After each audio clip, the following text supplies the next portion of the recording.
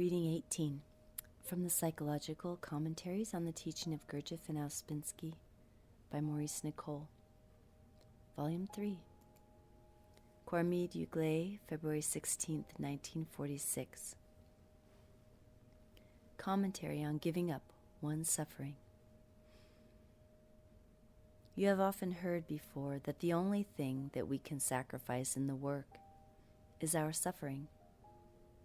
The work teaches that we have to have a new kind of suffering, not based on our ordinary mechanical suffering. All change in oneself can only take place by giving up what one was and becoming something different. To change oneself means to become different. I cannot change myself if I remain the same person that I am mechanically. Therefore, in order to change, I must give up something, sacrifice something. The idea of sacrifice runs through all esotericism. It is quite obvious why. The reason is that you cannot change yourself unless you give up or sacrifice something that you are at present. It has often been repeated in this teaching that change of being means that you must alter something in yourself, in your being. You cannot be what you are and at the same time change. Change of being always involves giving up something, and so sacrificing something in your being. And the work says that the first thing that you have to sacrifice, and here I may say emphatically, the first thing, is your ordinary mechanical suffering. Now, unless you see what is meant here, you will not start the work aright in yourself. You will begin from your own ideas of what you have to sacrifice or give up, and that will be no good and will lead to no results. A man, a woman, must give up their suffering and sacrifice that first of all, because this can lead to a change of being. For this to happen, one must be able to see through self-observation what one suffers from.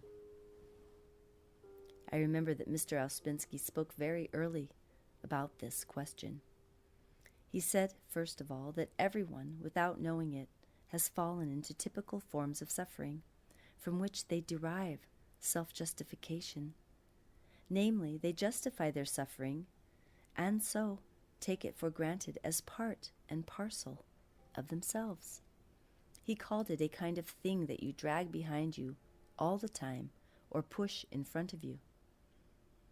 He described very clearly, in words that I have not remembered enough, how people are chained to this suffering that they have accumulated according to their own ideas of life and how it has treated them. He said all this suffering belongs to the side of personality. He said people suffer uselessly but cling to their suffering. People have not found life to be what they supposed it would be, and instead of seeing their forms of imagination and their acquired attitudes to life, they only think they have real, genuine suffering, and so feel in consequence that no one really understands all that they have been through, and so on. Everyone, he said, is dragged down by this acquired suffering from which come all internal considering and account-making. All your internal considering and account-making, he said, is based on this acquired suffering which people value very much. He spoke about the impossibility of escaping from the personality with its acquired attitudes and buffers, save through a force entirely new that can destroy all this litter, this useless mess in ourselves. He said, we have to begin to think in a new way, both about life and about ourselves, and this is only possible when we feel a new force entering us, carrying with it new ideas, new ways of taking in things. The redemption from suffering is difficult but possible, whereas in life it is impossible. When you begin to understand this work and all that it teaches, and compare it with what you are, you will understand what I mean. You will see how what you are is quite different from what this work teaches that you should be. Mr. Ouspensky used here a phrase that I always remember. He said, "When you begin to be alongside this work and become conscious of what you are like through self-observation, you will see how you are not like this work, how your being does not correspond with it." People asked, "Then what should we do?" The answer always was, you must remember yourselves, and the first thing you must give up is your suffering. I think he meant, as regards the latter part of what he said, that as long as you carry your suffering with you, you cannot do the work. You have to give it up. That is, you have to sacrifice this strange thing in you that is the basis of all internal considering and account-making.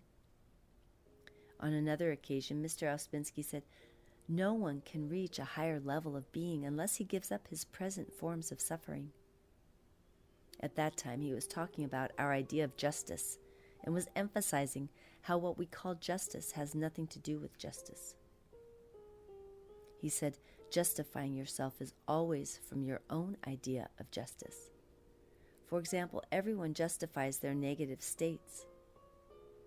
He meant that everyone has a sense of what is justice for them, and finding that life does not correspond to it, they cling to this sense of what they think should be justice for them.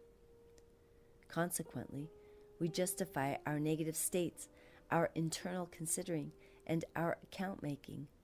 And if we view the whole thing from the work point of view, we begin to realize that we cannot justify ourselves on our own ideas of justice. We have to act from another sense of justice.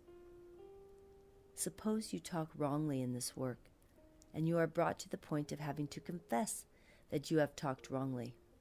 You will find that you always justify yourself on the basis of your own ideas of justice, personal justification of yourself. And behind that will lie your suffering, which springs from the idea of justice that you have acquired and imitated. This has to be broken by something higher, by some higher form of what is justice. You may say to yourself, towards life I am quite right in feeling injustice, but towards the work and its ideas I cannot say the same thing. In the work we are under a new discipline, a new sense of justice, namely, of what is right, of what is just, from a higher level. So we have to learn to serve another set of ideas quite different from those we have acquired from life. Mr. Ouspensky said, "We are like monkeys. A monkey can justify himself in terms of being a monkey, but we are trying to become human beings and can no longer justify ourselves in terms of being monkeys." He constantly emphasized that we are being taught in this work ideas and self-discipline which were not necessary in life. He said we are trying to obey higher laws. We are trying to become conscious people so that we can live amongst conscious people and learn how to behave amongst this higher level of beings. This work comes from conscious people. Now, to return to this question of the first thing that we have to sacrifice, namely our mechanical suffering, it is quite clear that first of all, we all have to become aware of what forms our mechanical suffering takes. Unless we are conscious of a thing, we cannot sacrifice it. You cannot start from something that you are unconscious of. The work is to increase our consciousness of ourselves, of our state of being. No one can work on his being unless he is beginning to observe what his being is like. The work says that everyone, as regards being, has his or her own form of suffering or negative emotions, of grievances, of sad thoughts and feelings, and so on. This applies to everyone. There are no exceptions. And this thing in ourselves we are told to sacrifice at the very outset of this teaching. Therefore, it is very necessary to try to observe one's form of suffering. You may ask, What are these forms of suffering that we have to sacrifice? There is the suffering of man towards woman, of woman towards man. For example, a man may feel that he has never met the woman who really understands him, or he may feel simply that he has never been properly appreciated or given a chance, and so on. Or a woman may feel that she has never been married, or that she has never had any children, or that she is always having children, and this is her suffering. Then take all the mechanical forms of suffering that arise from feeling that you have never been understood by your parents, your husband, your wife, or your children. I think it would be impossible to enumerate all the forms of suffering that people form in themselves and cling to as the most valuable things in their lives. And it is exactly this suffering, derived from life and all its awkwardness, that has to be sacrificed.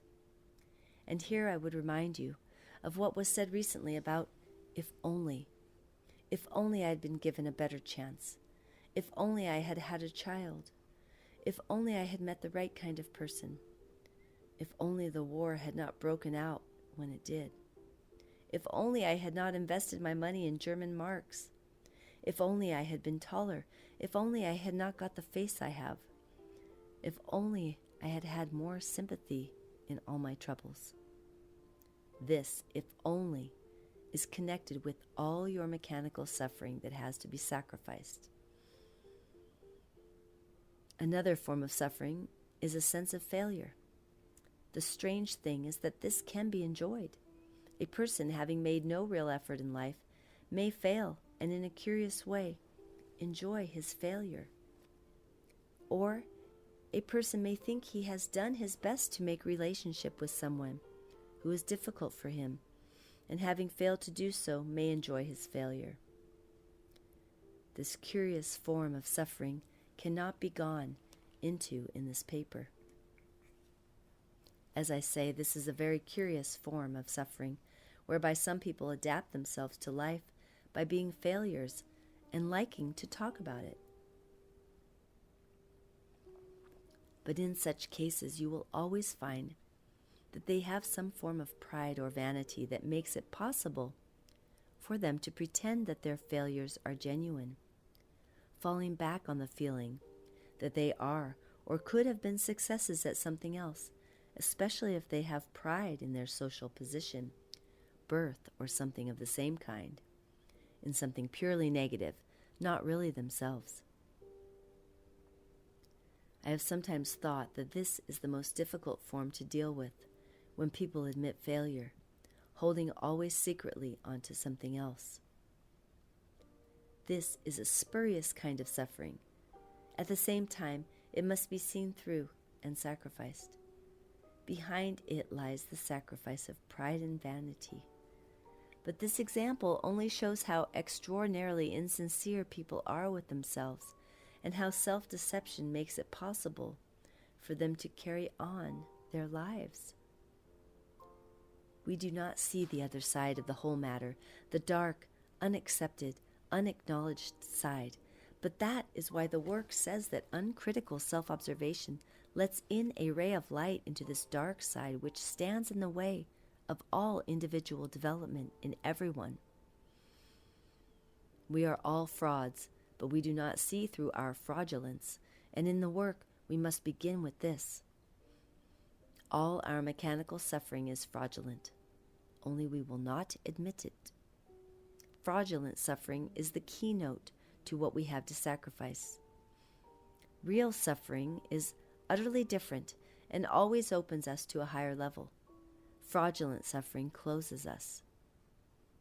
It is extraordinary how a moment of real suffering makes everything false fall away from you, and at such moments you understand quite plainly what this work is about. But fraudulent, self-invented suffering comes between us and higher centers, that is, between us and the voice of the work that is always speaking to us, and which we have to learn at first from outside, from a teacher, and after a time can begin to hear speaking to us inside. The extraordinary thing is that you meet people very often who deny that they have any kind of mechanical suffering. They are usually very self-complacent people and quite dead in themselves. And yet, if you are clever with them, you will soon find out that they have very private forms of suffering derived from life. Now, it is a very good idea to try to observe your typical forms of mechanical suffering. And here it is a good thing to try to observe your fantasies, the passive work of the imagination in you. I remember once being very much struck with the idea that at least 1 million people die every week, and probably far more, and that many of them think that they are going to a better place. They are all full of their own personal problems, their own grievances, their own suffering on this earth. How many of these people do you think? Suppose that you were some kind of being on a higher level who had to direct them to different places in the spiritual world. How many of these people would strike you as not being of the ordinary type? Would not each one of them come to you complaining, bringing to you all their mechanical sufferings, grievances, all these questions about how someone did not say good morning to them, and how many would come to you quite clean, without any grievances, without any sufferings from the earth? And when asked what they wanted, would answer, not that they wanted justice, but that they wanted to know more, and be more, and understand more. This vision impressed me very much and made me think very deeply about what I might be under these circumstances. We have often spoken about forgiving debts and about how it means canceling complaints against others. All our earth problems are of no value at all at a higher level of being, and our work is to cancel our earth problems, our earth suffering, our internal accounting, our negative states towards others, our grievances towards others, our dislike of others, and our hate of others. Otherwise, we are earthbound, and so like those monkeys of which we have spoken. Do you think this is a very harsh idea? I fancy we can gain some idea of what all this means, even from life. If you want to reach a higher position in life, can you bring your grievances in all the time, your personal petty problems, in view of the position that you wish to reach? Mr. Ouspensky once said to me, people do not understand that this work is about going somewhere, and that it lays down definite instructions as to how you can go there, provided you work on yourself, and that therefore, as a person advances, the work changes for him. He was talking to me at the time about something in myself that was holding me up, and he said, don't you see that it is nothing to do with me, this, but that it is in yourself, and that as long as you do not work on it and try not to identify with it, it will always hold you back. He said, you object to these people, but they are you, and you are them. Naturally, at that time I did not see that this was part of my suffering. I did not realize that this was one of the meanings of giving up one's suffering. On another occasion he said to me, looking at me sideways, why do you enjoy your negative emotions so much? And I always remember not exactly what he said, but this look he gave me sideways. It was, in fact, through this look that he gave me that I began to observe that I did enjoy my negative emotions. That is, my mechanical suffering. I suppose that by now many of you begin to understand how much you enjoy your negative emotions. The work says that to reach a higher level of being, there must be no negative emotions, and that the negative part of the emotional center must be destroyed in us. Otherwise, if with our present forms of suffering, higher centers came, they would simply intensify everything 1,000 times. On one occasion I heard G say, we must destroy our emotional center. Being still, very young in the work, I thought what a terrible thing this would be, and how harsh and cruel everything would be if one's emotional center were destroyed. When I became older in the work, I realized so very clearly what was meant. Our emotional center, as it is nothing but self-emotions, with the resultant negative emotions arising from them. The purification of the emotional center must, practically speaking, destroy the emotional center in us as it is now, with all our little personal, sensitive, difficult reactions, our little personal feelings about everyone, our bundle of sensitive likes and dislikes. In short, our very small, petty emotions that we have as long as self-emotions govern us. When you begin to serve this work, really, you have to lose these petty, daily, small self-emotions, and you can only do so by realizing that the work is much bigger than you. We spoke about this recently in connection with the realization of greater mind. You have to serve the work and not yourself. The work must not be a function of yourself, but you must become a function of the work. What does serving the work mean? It means obeying what the work teaches you. It was said recently at a meeting that you must understand that serving the work means serving it psychologically to begin with. Suppose that you were about to pass on some unpleasant scandal, and you suddenly remembered yourself in connection with what the work teaches, and did not pass on this scandal, knowing that to do so is mechanical, and that it would only do harm. Then you would begin to serve the work. Or suppose that you wish to be negative because someone has not treated you in what you think the right way, according to your own form of justice, and you remember yourself and do not react mechanically. Then you will be serving the work. To serve the work means to obey what it teaches you to practice on yourself. You want to be gloomy and moody, to object, and so on, and you observe your state and begin to separate from it. Then you are serving the work. Or suppose you are about to pass into one of your typical force-losing states of worry, of complaining, of being upset about everything, of disliking everything. Suppose that you observe this and cease to identify with it because of the feeling of the work in you. Then you are serving the work psychologically. You are beginning to work on yourself. You are beginning to see what the work means in yourself. You are beginning to obey something that is not yourself. All this belongs to giving up your suffering. But to work on your typical forms of suffering, close and sincere observation of your being is necessary, and directing the work onto those places in your being through the light of self-observation, and trying not to go with these reactions, not to identify with them, not to put feeling of I into them. And the more you value the work, in which higher meaning is something above the meaning of life, the more the work will help you to overcome your mechanical suffering.